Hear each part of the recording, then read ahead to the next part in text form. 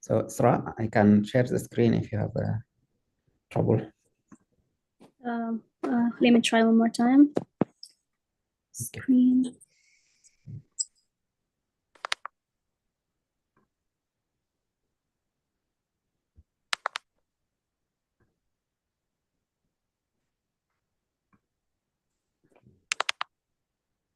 Can you see my screen now? I didn't give you the, let's say, you have the host now. Yes. Okay. Try to share again. Okay.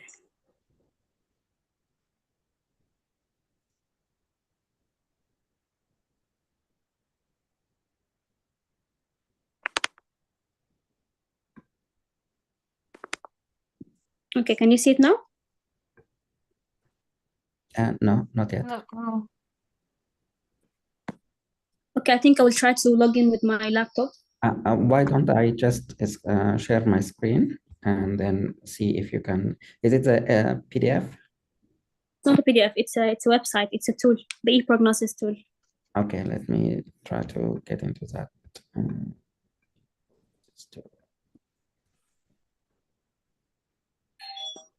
This is the one. This is the website, ePrognosis. Yes. Yeah. Okay, you can tell me where to go and then. Okay, I will try. Assistant here. Okay. Right. Yeah.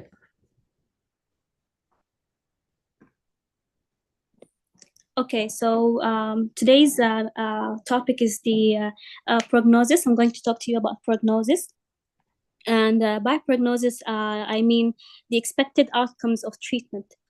When most people hear the words prognosis, they think about life expectancy or how long someone has to live. And that's what we'll focus on here today. So Dr. Nadri can go to home. Try your mouse now.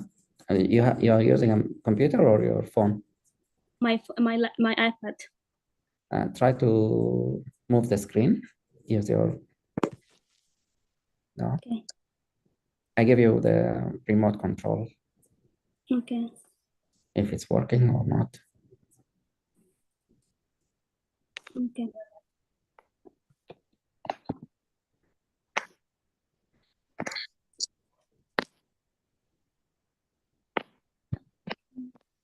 I think it's not working.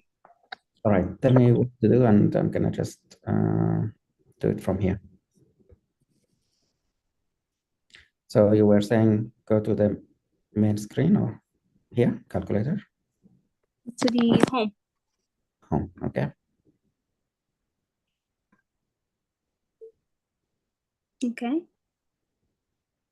Go to the about. About, okay. Yes. So you can scroll down. So I'm here introducing the team. There are 5.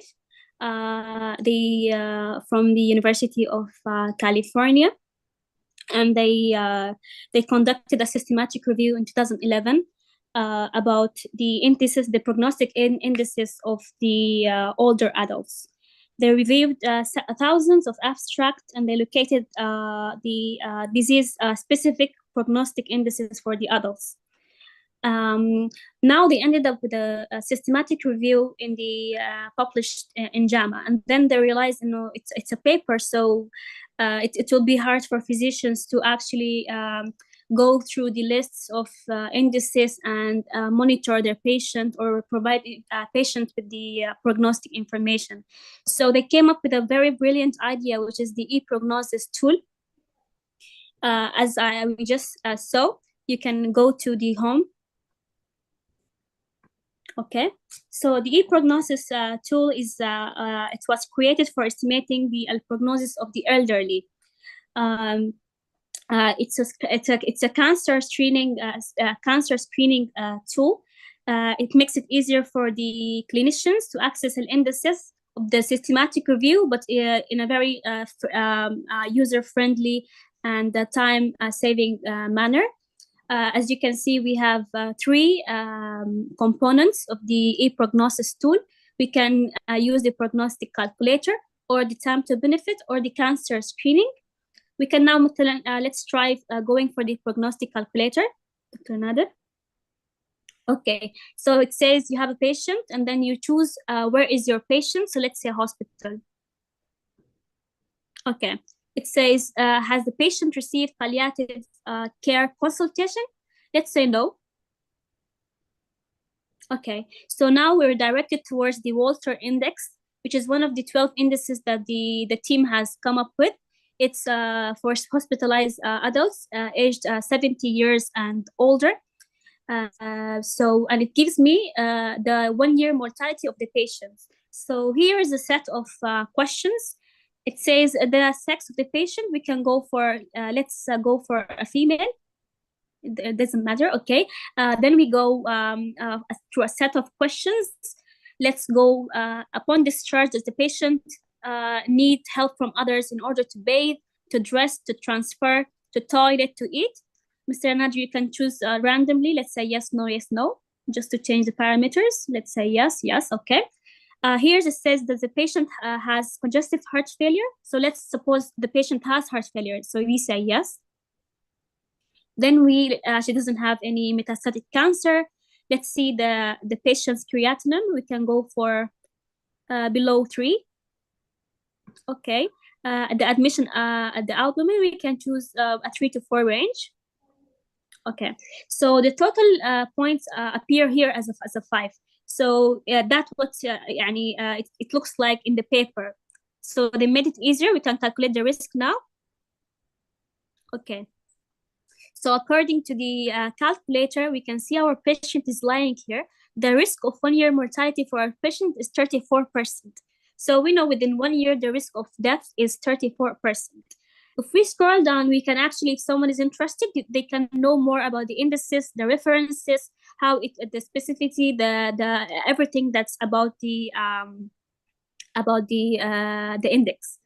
Okay, so this is an example of the prognostic calculator. We can go back to home. So this is the prognostic calculator. You can communicate this information to your patient as quick as in a very short amount of time. Let's say we want to cancer screen. So let's go for cancer screening, Dr. Nader. Okay. In cancer screen, we can cancer, colorectal cancer, breast cancer, or we can choose both. The 3 of them have a set of 15 questions. So let's, for example, go for colorectal cancer. So I have a patient in my clinic and I want to know, is it a wise option to screen him for colorectal cancer or no? So I enter the patient information. So let's say the patient is 60 years, or let's say 60 to 64. Let's say he's a male. We go down the BMI, let's say it's more than 25. The general, let's say he's good. Okay, lung disease, no. Lung cancer, no. Let's say he has a congestive heart failure, for example. Diabetes, no. Cigarette use, let's say never. We can go down. Hospitalized, never. Here, yes, none. Okay, we have other questions. So we continue like solving the questions. It's a total, I think, of a 15 question. It depends on the so our points is 4 out of 5. So let's go for calculate the risk. Okay, so we have something like a speedometer on the left. It shows us is it a benefit or it's a harm going on with the cancer screening. It gives us, it's not clear that getting screened for cancer is helpful for this person. So it depends on the person's feelings and thoughts. If he feels he wants to go through the screening, he can go with it. Of course, if you go down, you can see that the harms and the benefits of the cancer screening. You can keep your patient informed so that he can provide you with an informed decision. So this is the colorectal cancer screening, and the same process goes for the breast cancer screening. We can go back to home. So now we went through the prognostic calculators and we went through cancer screening. The last option is the time to benefit. Okay, the time to benefit, we can see we have a lot of preventive treatments for the patient, interventions which the patient can undergo. But let's say our patient's life expectancy is 4 years. You can drag the life expectancy to 5 years.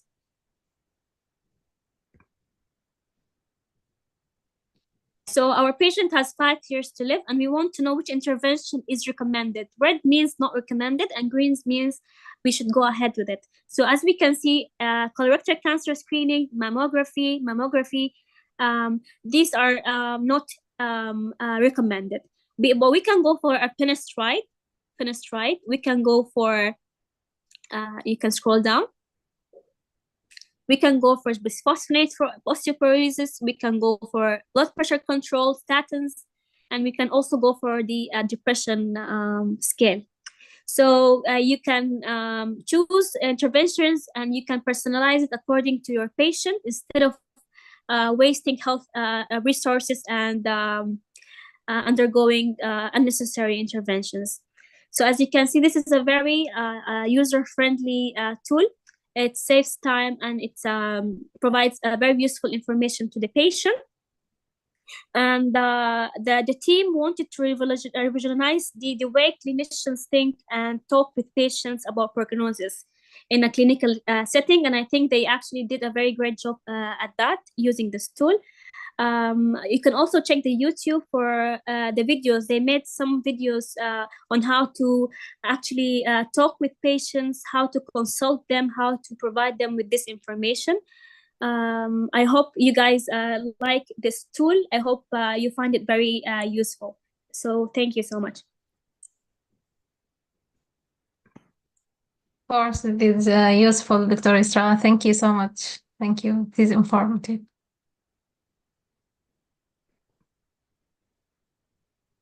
Any questions?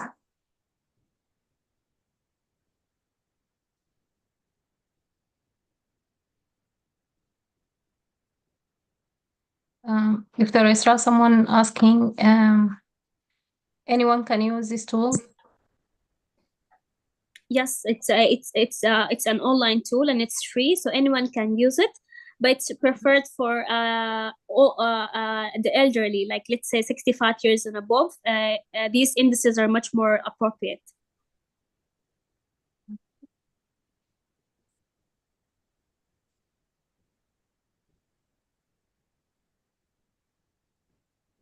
Go ahead, Dr. Lema. Do you have a question or comment? Yes, thank you so much, Dr. Nadir. I just have one question. On the cancer screening tool, when we screen the previous patient, it's just an example, I know, but based on the parameters, the patient is like above 60 years old, and when we just answer the questions, so the final feedback from the platform is the patient will not benefit from the colorectal cancer screening, but the national guidelines suggests for any patient above 50, it's coming down to 45 now to have without any risk to screen for colorectal carcinoma with colonoscopy and other stuff, and to do it every 10 years without any risk. So can you please explain that for me? It's just like a contradicting factor that the platform is just mentioning.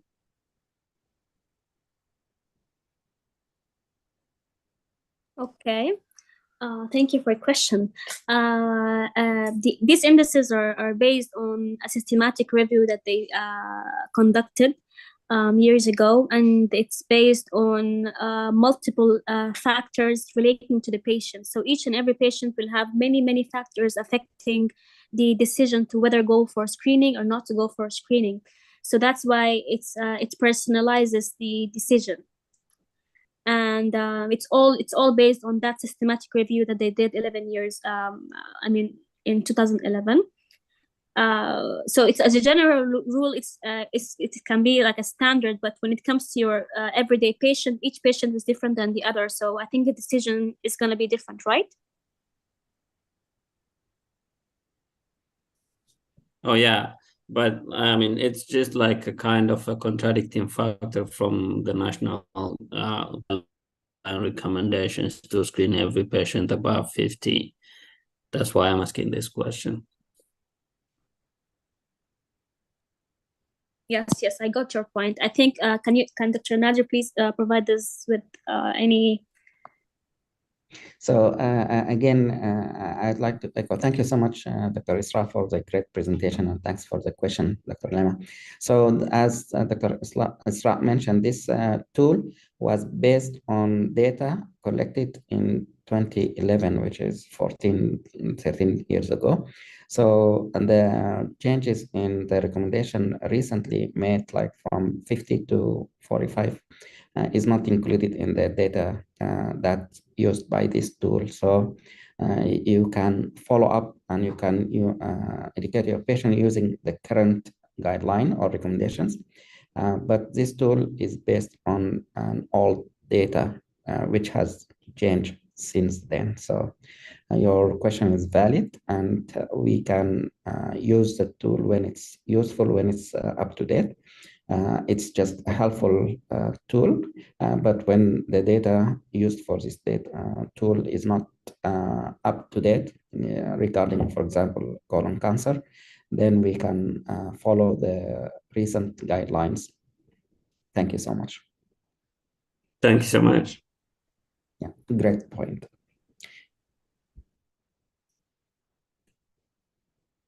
Any other questions or comments?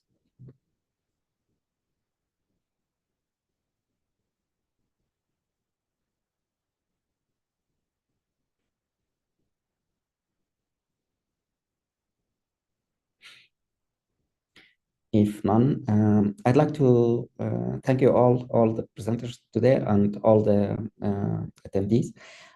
So I'm gonna open the floor for those who match this year. I think there are a couple of you here during this meeting. So if you did not participate last time, we asked the matched fellows to share their tips, maybe Dr. Fatma or any of the other fellows who matched.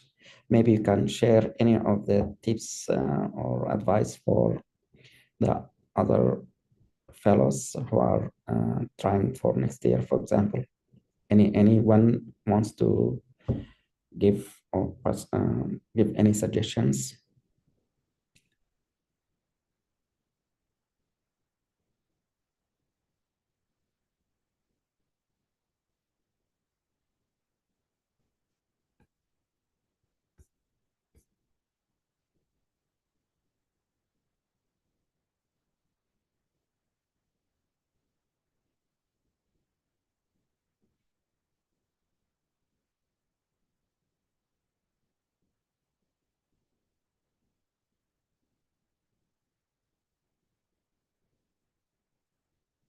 Maybe they left.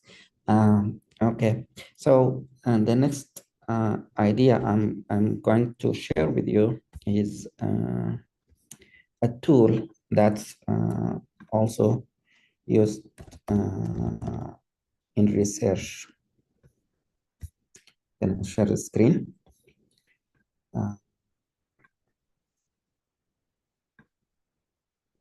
It's called RevMan. This is a new tool that's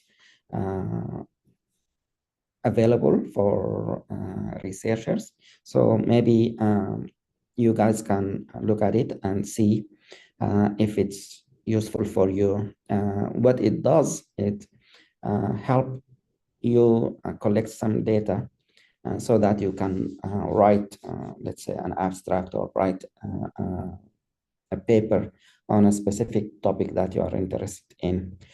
It uses Cochrane. It's a database that's collecting most of the research done in the US and overseas. So it's like PubMed. Both of them are database where they save or keep track of recent and old articles that are published, and they are organized in a way that you can search them. So Cochrane is a useful database. PubMed is useful one, as well as Google Scholar. There are other also available there, but when you do the systematic review, for instance, you will include some of these database in your search. So RefMan is a tool that is available for free, and you can create an account with them, and then you can download the version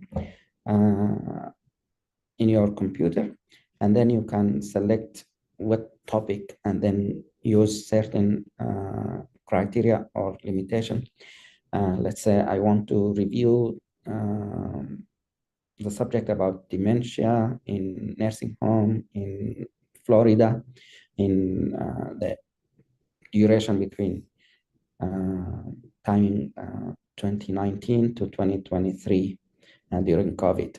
So this will help me guide my search into that specific area.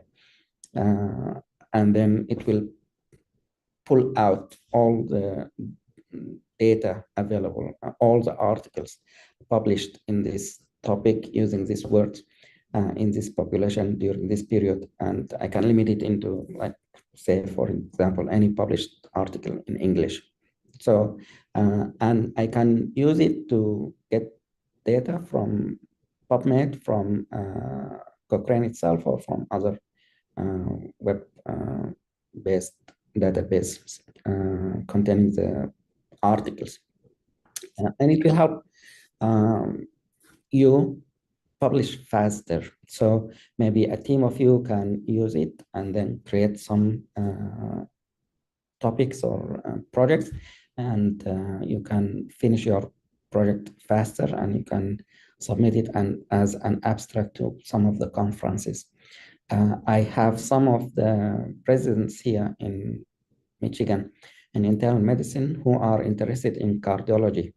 So two of them use this tool here at the hospital, and they published a lot of articles or papers and abstracts. So when they apply for fellowship, they have a better chance to get into whatever program they wanted in cardiology, because they use this useful tool and help their resume or their CV. So I'm going to just show you a little bit of it, and then you can, when you have time, to explore more. So what it is, it's preparing, maintaining Cochrane review. The protocol is useful. It includes some of the text, current studies, and so forth. So it's free. And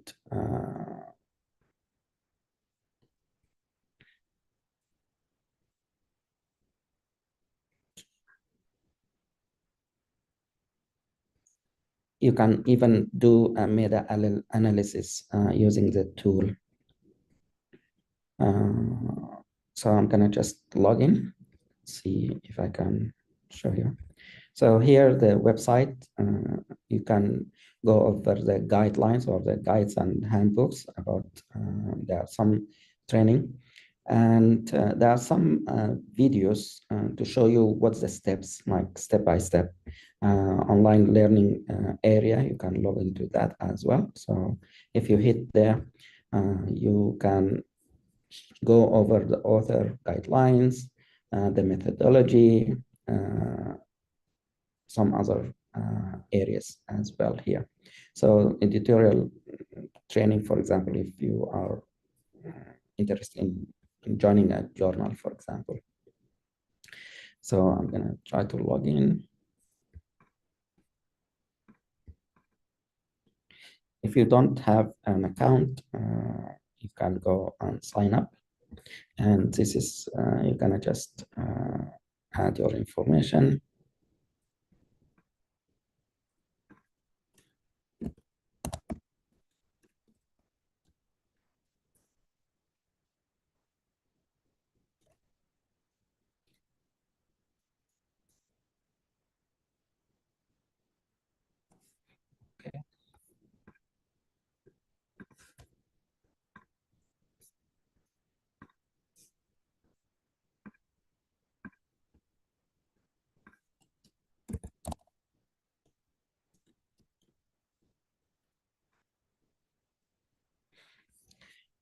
So when you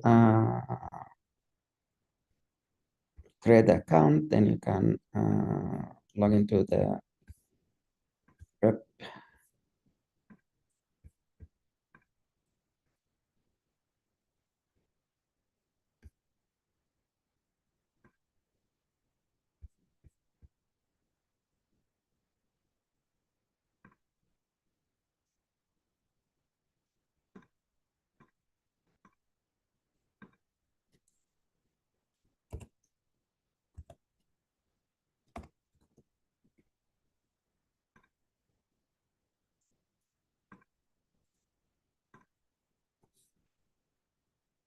Okay, let me just double check the email.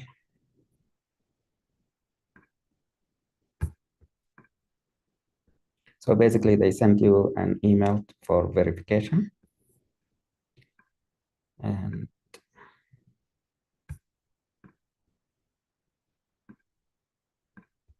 so you will just verify this email and it will log you in.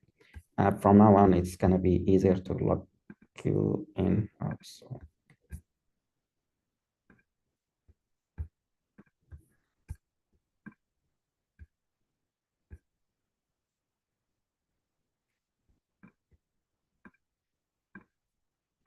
So again, you can go over the tutorial if you want to learn about the tool itself, and then you can start collecting the data according to what you need, what's your subject, and so forth. So there are some detailed videos. You can spend some time using that so that you can work together in collecting some data or some published articles, and then you summarize and you can create either a new abstract or maybe a paper about the topic that you are interested in. Thank you. Any questions? Yeah, Dr. Nadir, this is Marina here. Thank you for this seminar. I was just asking if Revman is applicable only to Cochrane database, or it can be added to, used by PubMed also. I'm not sure if it can access other databases, but the concept will be the same. So I haven't used it, but it's created by Cochrane, so it has access to Cochrane. So I'm not sure if it can access also other databases as well. Thank you so much. You're welcome. Thanks. There are, I think, Dr. Munir. I'm not sure if he is here. I don't see him. And one of the graduate fellow from here, Dr. Ali, and maybe their team, they started using it. So I'm waiting to hear back from them as far as how they use it and what the benefit they found. But I taught some of the residents here, internal medicine residents, and a great number of them mentioned that 2 of them started working on this tool, using it, and they were impressed with how many articles they can publish or how many posters they can submit with a shorter period of time. Usually it takes a team or it takes a long time. So also, I'm not sure if I added the video here. They have some demonstration. I will try to get that video so that you can access it using the app here. They have two videos about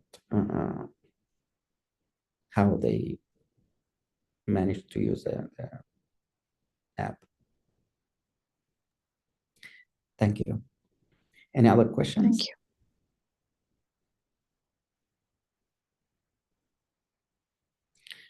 If not, then maybe you can go ahead, Dr. Esra.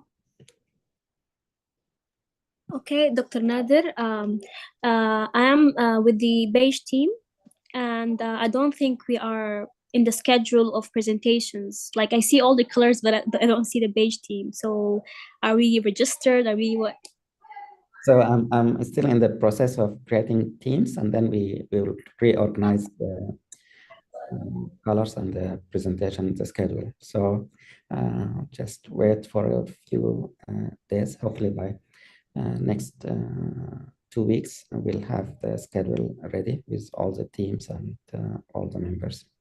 Okay, is it a problem if someone from the beige team participated in a research with the other teams, like let's say orange or?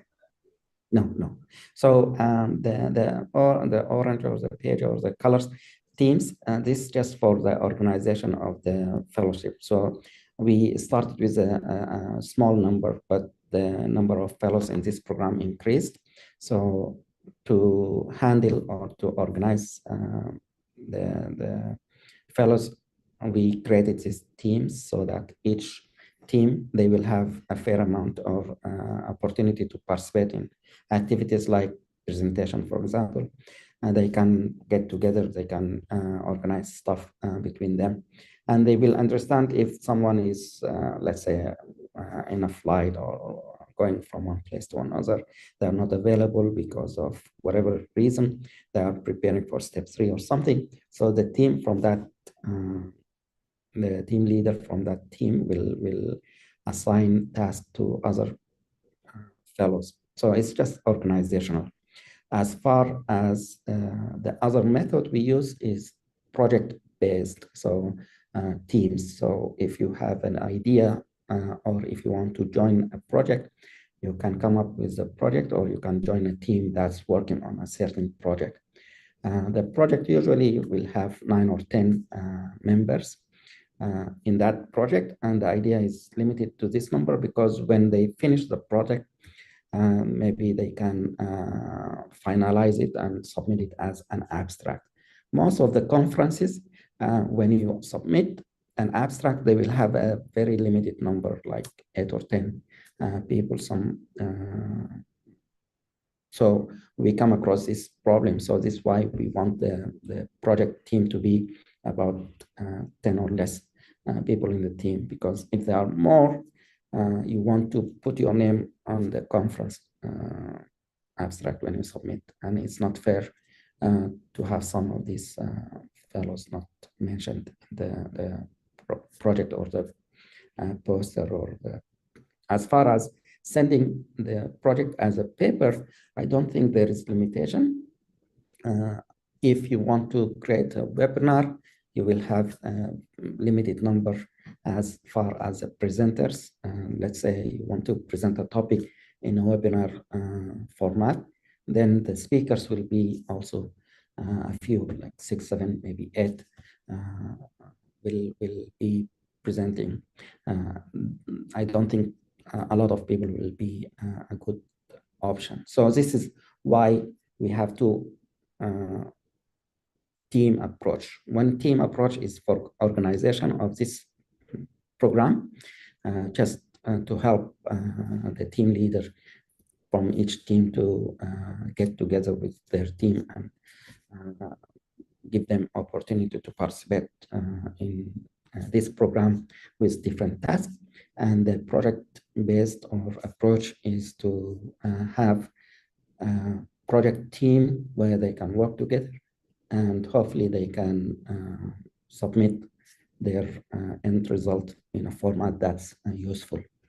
Also, we are working with developing application, mobile apps.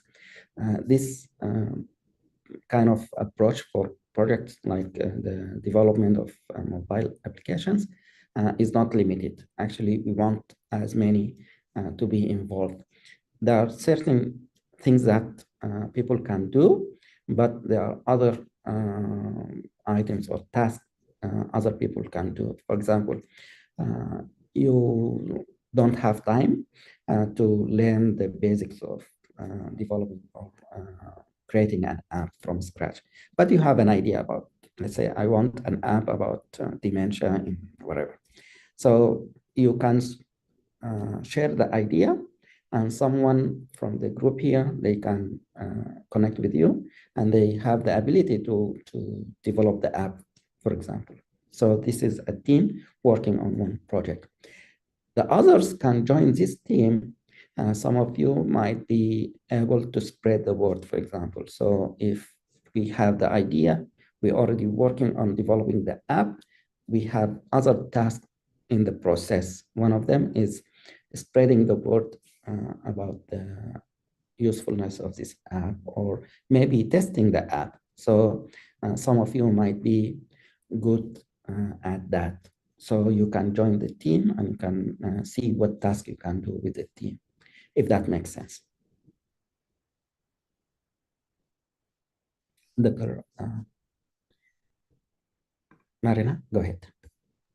Hi, Dr. Nadir. I was just curious about in the telegeriatric app, I see the neurology grand rounds are there. Can we attend this on a Friday?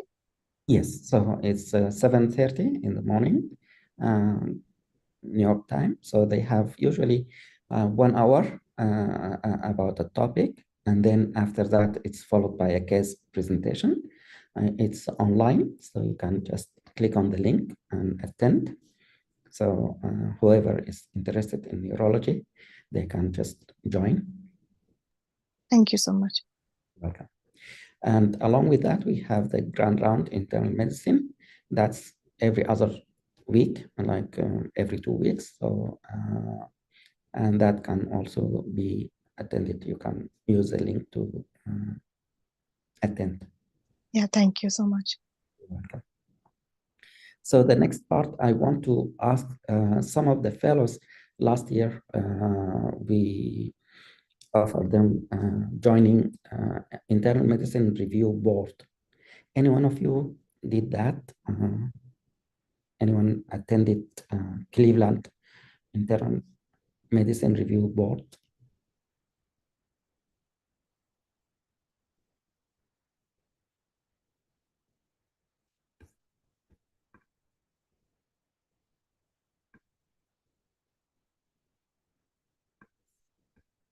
Maybe not in this group, but some of the fellows, they found it very useful. And what I wanted from them is to share if they put that in their resume, and if that helps them into like getting interviews, or if they were asked during the interviews. The idea is it's very it's not expensive. It's a very useful condensed review. It's for I think 40 hours or something. You can attend, and it's only for $100 for fellows, and it's gonna get you update in the recent changes in medicine, for example. So if you are interested, they will have it again, I think, in the summer. So when we have the website, or maybe they already have the website available, you can think about joining that and see if it's going to be of use for you guys. So let me know if I can help you. In the past, they asked a letter from the program director. So I will be happy to offer that letter if one of you is interested, or some of you interested in joining the course. Go ahead.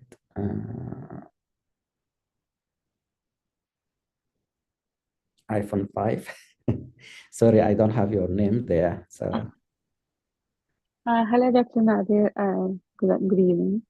Yeah, can you hear me? yes, can you tell us your then? My name is Paramjeet. Paramjeet. I'm from India, but I live in Rhode Island. So I have a Okay. question about this. You just said about the internal medicine board review, right? Is it for like people who are in residency, or who are applying for internal medicine residency next season? I have done I have internal medicine residency from India. Recently, I finished in 2021. So I'm applying for internal medicine residency this season. So Can I join this internal medicine board review Yes. course? So it's yes, you can join. Yes. So the idea it's mainly for updates and also for preparation. So usually it's for internal medicine residents who are preparing for the board, internal medicine board, and sometimes it's required for physician even when you pass the board after 10 years you want to recertify. So some of them will be an attending and then they will do it every 10 years. So they will join the course again and again. But last year, some of the fellows here, they applied to that course and got accepted for the course, and they joined and attended that course. So from the feedback, I found that it was useful for them. But I didn't have any feedback after the result of the match. I wanted them to share with you if it helped them in a match. I'm not sure, but I would suspect it will put a star in your CV when you attend this, and it may give them a question during the interview about this course. Why did you attend, or how did that help, or whatever question that might. So if you are interested, try to seek some information, and we will be able to help you if needed. Yeah, sure. I would like to join. If there will be a link to join, I would like to join that course. Yeah, sure. And I would like to, can you please add me to the group also, team, because I just joined last week. Sure. Yeah. For all, thank you. For all, thank you so much. Thank you. You're welcome. So for all new fellows, welcome to the program. And in the next couple of meetings, we will give you more information, and usually we start mid-April, but we opened the door or the application earlier this year.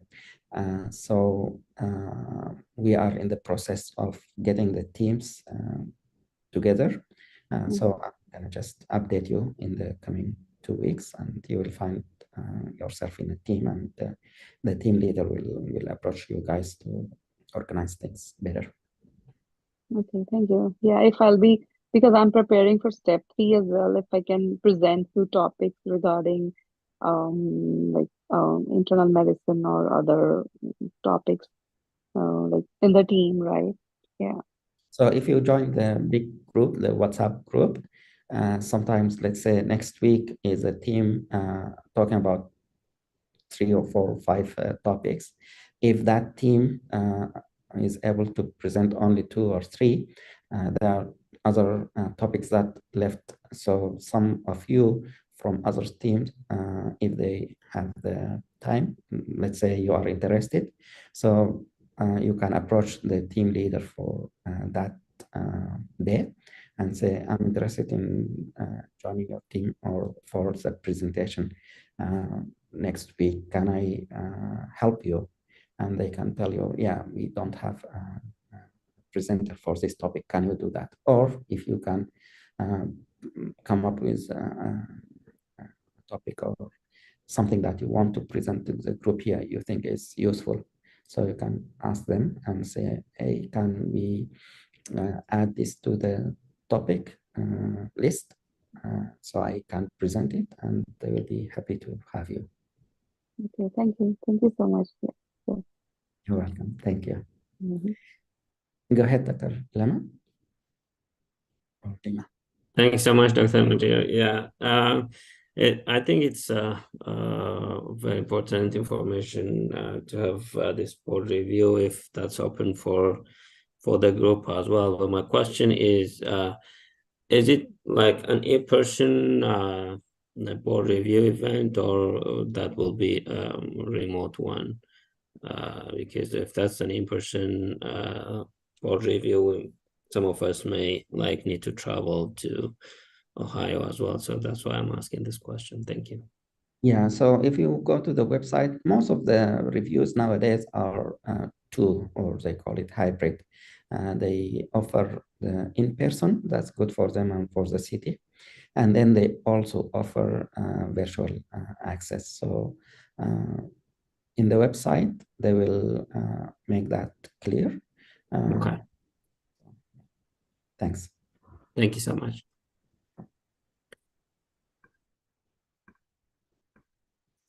So for the updates, any updates, I'd like to share with you. I'm not sure if Neda is here today or some of her. Neda? Yes, Dr. Nader. Go ahead. So, Yeah. news. Yeah, I wanted to share my news as well. So I just received an email yesterday that our abstract that we have submitted has been accepted for a poster presentation in AAIC, which is the Alzheimer Association International Conference. It would be in July, inshallah. And we're very pleased that we're going to be presenting this poster, inshallah. So thank you so much, Dr. Nader, for this opportunity. You're welcome. No problem. Thank you. And thanks for the hard work and congratulations. Thank you. Thank you so much. So next step is for you and your team to work on the poster. And if you follow the same way the last poster was submitted, I think the instructions are clear, but you can create a video and see whoever in the team can work on that. And maybe you can share the steps with this group so that they know how to do this in the future, or if they're interested, they can do something similar. Yeah, I would love to. Hopefully, as we're working on it, we're going to learn more, and then I could do a presentation about detailed steps. So hopefully the other person who's going to be accepted afterwards could know more about the procedure and everything. Sounds good. Thank you so much. Thank you so much, Dr. Nader. And Dr. Nader, I wanted to confirm with you, it is okay for a few presenters to be presenting if it's virtual, right? Like it could be the whole team can present. Not how many in the team? Sorry, remind me. How many? We're 3. I'm not sure if all 3 wants to be included, but I just wanted to make sure first. So that's no problem. So the only question, and the reason I ask, because sometimes they have a limited time. Say we need a 2-minute video or 5 minutes or whatever, 1 minute. So it depends on if it's shorter, then maybe one person. But if it's longer, maybe the 3 of you can present. So last year, it was 2 presenters. And so the first one gave the introduction. The second one gave the body of the poster, and then the first one came later to talk about the conclusion. Yes, yes. 2, 3 easily. That's good then. Then I would see how many minutes it is, and hopefully we could divide it between us. That's good. And you can use Canva if it's less than 5 minutes. This is what we did last year. So Canva is very good as far as editing and making changes, and the final product is easier. You mentioned Canvas? Canva. Okay. So I'll look at it. yeah, just thank you. Thank you so much, Dr. Neda. Thank you for the opportunity. Sure. So Nada and her team, basically they applied or they submitted an abstract to the International Alzheimer Association conference that will be in the summer. So they submitted a case presentation. So you can submit any type of format of posters to these conferences. In the future, we will work on how you write an abstract about case presentation if you don't know that. But if you know, you can help others as well to present their cases. The other format, for example, is review, systematic review, another option, or addressing certain problems in the past. So if you look at our posters from previous conferences, you can have an idea. Dr. Sana, go ahead. Assalamu alaikum, Dr. Nader. Thank you for the opportunity. I just joined last week, and I'm asking if there is any guide video for the new user, how to participate in the follow and what step we have to do to be a part of this one. Sure. Thank you so much, Dr. Sarra, and welcome aboard. Welcome to the program. So Thank you. It's work in progress. So we don't have guide or a video as far as how to do things. Each one of you is different. So usually we can divide you into three groups. The earlier in the research domain, that means you either worked a little bit or you have some idea about the research during medical school or maybe after medical school. Some group 2 is the one who actually participated in conferences or published or some, so they have the knowledge and they applied it somehow, but in a limited, maybe couple of posters or papers. So they are not there yet. And then the last group is some of you might have a very good experience as far as they know how to do the project from A to Z. They can complete poster, submit it, if accepted, present it, and they did that several times, or they can submit a manuscript to a paper. They know how to publish, and they did that a couple of times. So they know some of the details as far as the statistics, how it goes, or how the process. So they have good knowledge and skill and expertise in the area. So this is the third group. So no matter which group you are, you have the option is to learn. So if you are here a new person, but your knowledge is kind of in research is just the basics, so you can learn from other fellows who have the expertise in this area. If you want to advance, then you will learn by yourself, and then maybe you can share your knowledge with the others as well. So it's either you learn for yourself, or maybe you have the knowledge you can share with the others, you teach others. So it's a two-way kind of helping yourself and helping others. This is basically the approach, collaboration between you guys. Thank you. You're welcome. Any other questions or any other updates?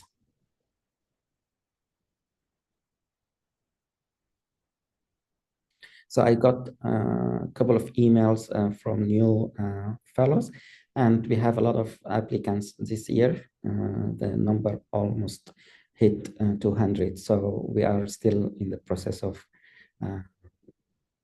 reviewing their applications, and then creating the teams, and then finding about how we can proceed. So it's in the next couple of weeks, we will update them. I just want to share with you some of the fellows here. They joined when they have step 1, for example, medical graduates, or step 2, or maybe they have even step 3. So the idea is to help you get into residency. If you are earlier in the process, let's say you even don't have step 1, my suggestion to you, and if you know someone who is interested in the program and they didn't have step 1 or the steps, any of them, then my suggestion is to focus on the exam first, because they look at this first. The residency program, they classify your applications among others.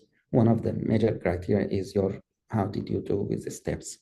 So if you focus on that, that's well and good. That's you help yourself a great help. Then comes the year of graduation, and then other flags, red flags. So our program is kind of set up, or it was built to help you figure out these gaps, or to improve if you have other areas that you think you can improve on. One of them is the research. So if you work with us here, if you have step 1 or step 2, we understand that you will have some time. We want you to dedicate your time for these steps. That's the most important for you. You can join us later, and if you are here, now you already passed the steps, you can work together so that you can create some new products, either in the abstract format, you submit it to a conference, you present it as a poster, or you work together in a paper format, you submit it to an article, a journal as an article, and then you can publish as many as you can in a team format. We have the mobile app, as I mentioned. Also, you can come up with new ideas, or maybe you can work with the team to build or improve some of these apps that we developed in the past. So this is just a summary that I want to share. Any other updates or any other questions or any other suggestions? Go ahead, Dr. Esra, go ahead. Okay, I'm just sharing the updates on our cardiology research project. We're currently we finished the extraction phase, and now we're going through the manuscript writing. So we're just hoping we publish it as soon as possible. Sounds good. Excellent. Thank you so much for your guidance. You're welcome. Are you applying that as far as an abstract you submit to a conference? We didn't, but I think we should. No, the plan is to go that route, or you want to No, we want to publish it, yes. Okay. But we should also submit the abstract for oral presentation. Sounds good. Yes. Yeah, excellent. Thank you. Good luck. Thank you for the update. Thanks for sharing.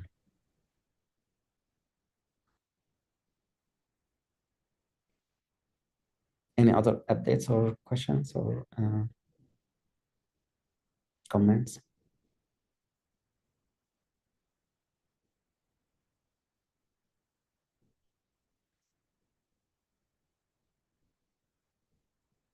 Dr. Amal, any? Yeah, go ahead. Hello, Dr. Nader. Hi, everyone.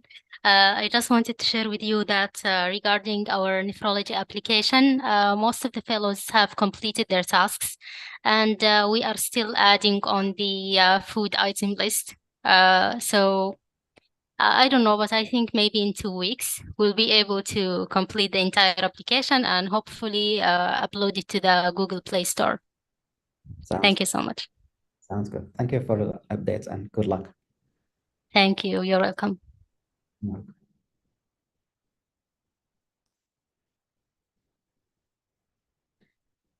All right. Any other questions, updates?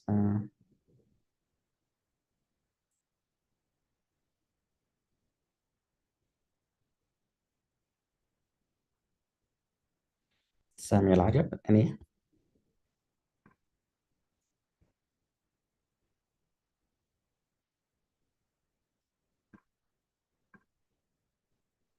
Sana, go ahead. Thank you. I get a consideration from my friend to get to the telegeriatric fellowship. Like I said, I just joined last week, and the consideration was like she get a chance to match in internal medicine, and she told me the recommendation letter from the telegeriatric and from you. It was like a change point in her the matching process, and they give her attention when she mentioned that So I would like to say for everyone in our group study to join the research. Sounds good. Thank you so much for sharing. I'm very glad to hear that this program is helping some of the fellows even during the interviews. And I'm very glad that it's a unique program. So hopefully it will help all of you. And if not for the residency, but in your life in general. Thank you for the opportunity. We really appreciate it. Thank you so much, and thanks for joining. Thanks for spreading the word as well. Thank you.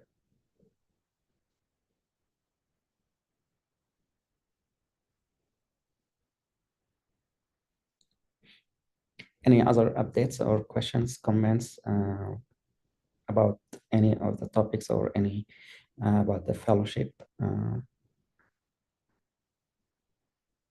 Any suggestions? This program is for you, but also your input is really appreciated. We can make changes. It's not solid.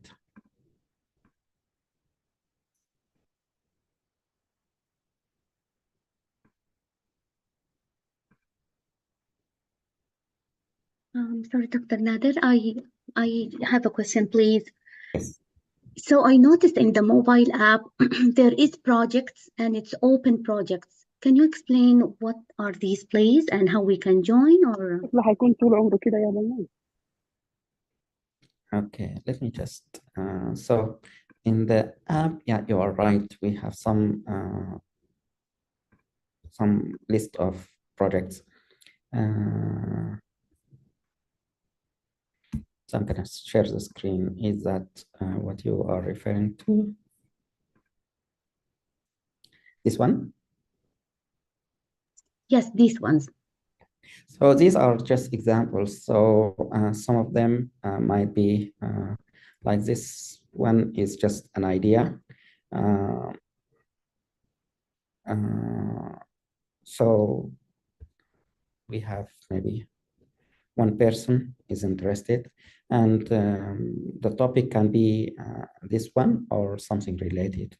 But the rest, for example, this one gets speed. I think this is started in the past, but you can, so the team are here, they can work on this and they can decide what format they want to do. All these projects is just example, and already there are some members there. So the members can decide, let's say, window for remnants or something. So these three people can work together and decide, is this a good thing that you want to approach as an abstract, or you want to approach as a paper manuscript. So let's say you want to do it as an abstract. So what you need to do is you get together and see what method you want to approach that. Is it a good research question? Is it published in the past? Like some people did something related to this or close. If some fellows found the same idea was presented in the past. If this is the case, you can modify your idea so that you don't replicate what's in the literature. Or you can change it a little bit so that you can come up with new research information that can be published in the conference or somewhere. So if you have the question and you decide the method, then you divide this task of the project. So one of you will do a literature review. One of you will work on writing the abstract. One of you will see what conferences, something like that. After you're done, you can finalize the product, and then you can try to submit to that conference. Before submitting, we can review and make edits, and if it's ready, we can submit it. So this is how the project out of these current projects can be done. among these, let's say 3 people, one of you will be a leading, so we call it the project leader. So your job basically is to divide the task between the members and see who is going how far, how fast. Set up some, let's say, deadlines. Let's say in 2 weeks, I want you to finish literature review. In 1 week, I want you to do this for the other fellows. And so that by, let's say, I want to submit the abstract in July. So we have time, but we don't want to be lazy, slowly doing that. We want to finish as fast as we can so that we can review and we can make everything ready even before the deadline. We don't want to work until the last minute. This is the job of the project leader. And then decide who will submit, decide who will present, and so forth. So like Dr. Nada today mentioned, they accepted the poster for them to be presented in the conference. So Dr. Nada and her team will be dividing the task. So she will say, you are good in doing the slide of the PowerPoint or design, or so I want you to get this text, convert it into a poster. Maybe 1 or 2 people will work on the poster, the design, and putting things together. And then Dr. Nada will say, we'll meet in 2 weeks. So they will have 2 weeks to work on that, give her the final product, and then she will say, oh yes, good. Or maybe we need to edit this, add here, remove there. And then after they are decided, and this is the final thing, they will come and then we gonna review this together. If it's done and we think it's ready, then we can submit that. If that's the process for the poster or the presentation in a conference, something like that. If it's a paper, then you want to work with the team as far as what type of paper you want to write. And then you have the question, you will have some references for your introduction. Maybe you will decide, hey, you 2 fellows, maybe you can write the introduction part. So this part will be done. So you need some research about background, what the importance of this topic, and what did they do in the past, how important, what the effect, what the impact, and why it's important, why is they supposed to, the journal supposed to accept this kind of paper. Then another 2 or 3 fellows will work on the method part and collecting if there is any data analysis results. So they will work on this part. Maybe another 2 of the fellows will work on the last part, the conclusion part or the discussion part. So this team of 7 people will work together, and then in a matter of 2-3 weeks, they get and see how they are going as far as the process. So the team leader will decide which one will tackle which task, and then decide what days of the week they will meet, or when to finish the project, or the next step in the project.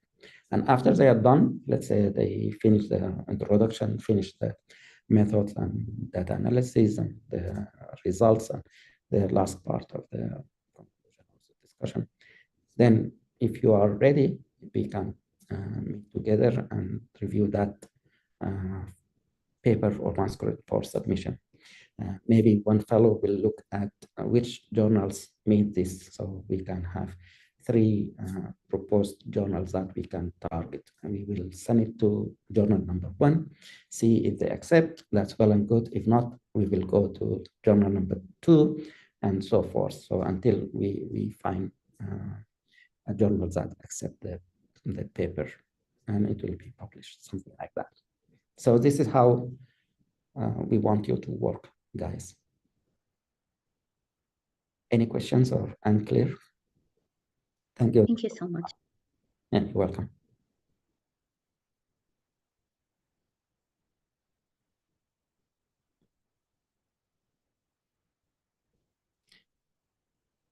Go ahead again, Dr. Lema. Go ahead, Lima. Oh, yeah, I just have one more question. So any new projects can be added, right? From now Yes. on?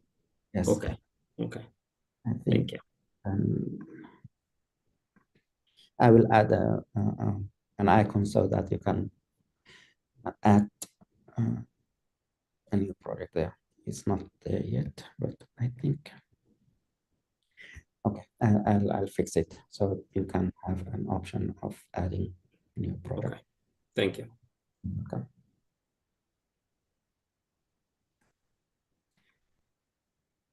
So one thing that we did in the past that I want to share with you is that some of you here in the US, some of you overseas in the Gulf or India or England somewhere. So for those who are here in the US, wherever you are, let's say you are in a small city, you can approach people in your city, the big universities, hospital, or somewhere in the area that you are interested in. So I know some fellows in the past, they published 2 posters working in collaboration with some cardiologists. So the cardiologist in their area, let's say, has some data or some ideas, some research question, but they don't have the time to spend on doing the whole 9 yards, the whole process of publishing or going ahead with the project.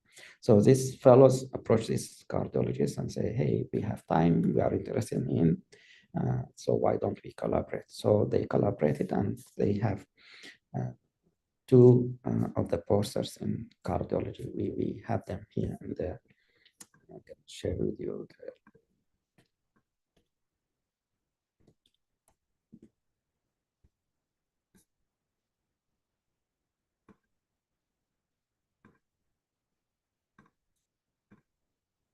So if you go to this website here, TGRF publications, glide.page, we have the journals, but we have abstracts. So some of the abstracts here, this one and this one, we did them with a systematic review, for example, of ECHO. This was done by some of the fellows from our program here. And then this guy from another university, a cardiologist. And you can collaborate with not only the attendings, but you can collaborate with some of the fellows in these programs or some of the residents in these programs. Let's say I'm in New York City, nearby residency program, I'm interested in internal medicine. One thing you can do is you can approach the program there, see if you can make connections with some of the residents, and then approach them, say, I'm interested in working with you in collaboration of some of the research ideas that you have. I have some time, I can work on the literature review or write the manuscript or whatever. So maybe they will have a case they want to present in a conference, but they don't have time or they don't know how. So you can work with them as far as writing the case, the review of the literature, and then make it so that you can have the data from the person there. You can do, you and your team, for example, you work together and then you can submit to this type of conferences. So this is one way of getting projects done. I was trying to get the same concept with some of the fellows here in family medicine and in internal medicine, but it's just a process. So in the future, maybe we can get this running, the collaboration.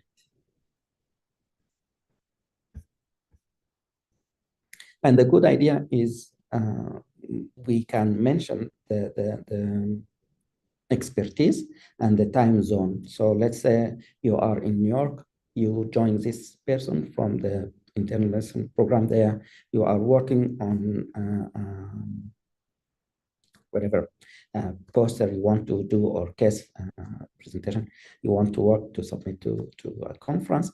You can mention that I have team members in India. So the time zone will be different.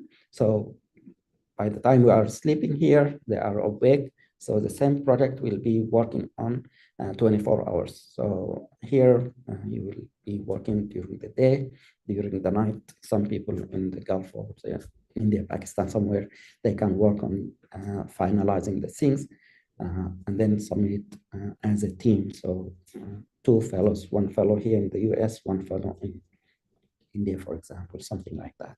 So from the same program here, we can use the time zone efficiently. Some people in California, for example. So you are tired in New York City, you already reach 12 midnight, so you can submit the rest of the project to your fellow in California. They have 8 o'clock or 9 o'clock, so they have 3 hours to work on it. And by the time you wake up in the morning, they already finished that for you.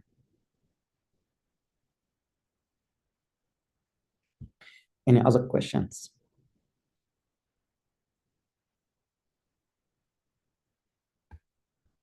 Comments, ideas, or suggestions?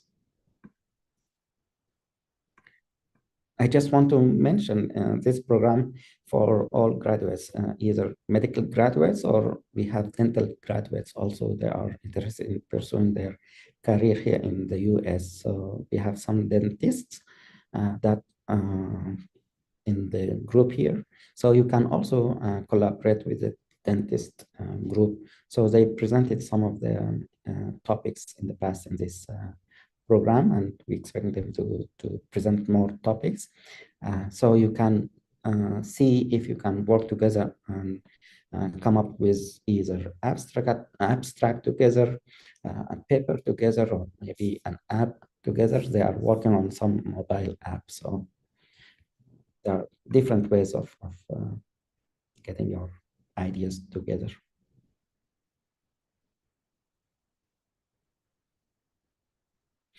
All right. If no more questions, I'd like to thank you, Dr. Hajar, and your team for today's presentation. Thank you all the attendees from today's meeting and those who will come and look at the recordings later. Thank you, everyone, and I wish you all the best. Have a wonderful day or have a wonderful night wherever you are. Assalamu alaikum. Alaikum salam. Thank you so much, Dr. Nadir. Alaikum salam. Thank you, Dr. Nadir. Thank you, Dr. Nadir. Thank you, doctor. Thank you so much, Doctor. Thank you, Dr. Thanks so Nadir. much. Thank you. Doctor. Thank you so much, Dr. Nadir. Thank you so much.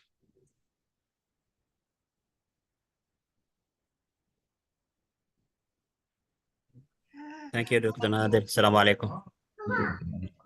Assalamu alaikum.